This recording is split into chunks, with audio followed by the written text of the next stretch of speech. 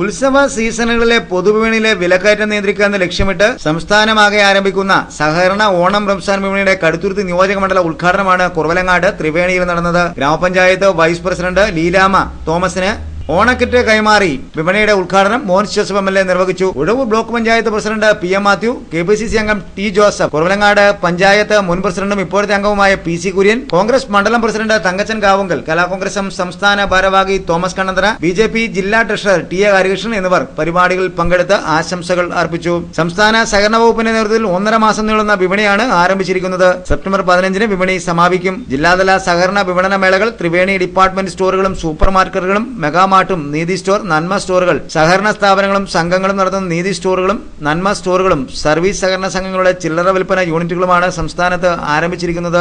14 ജില്ലാ കേന്ദ്രങ്ങളും 140 നിയോജകമണ്ഡല ആസ്ഥാനങ്ങളിൽ നടത്തുന്ന വിപണന മേളകളിലൂടെയും 3000 സഹകരണ വിപണന മേളകളിലൂടെയും 13 നിത്യോപയോഗ സാധനങ്ങൾക്ക് 30% വരെ വില കുറച്ച് നൽകാനാണ് തീരുമാനമെടുത്തിരിക്കുന്നതെന്ന് അധികൃതർ വ്യക്തമാക്കിയിട്ടുണ്ട്.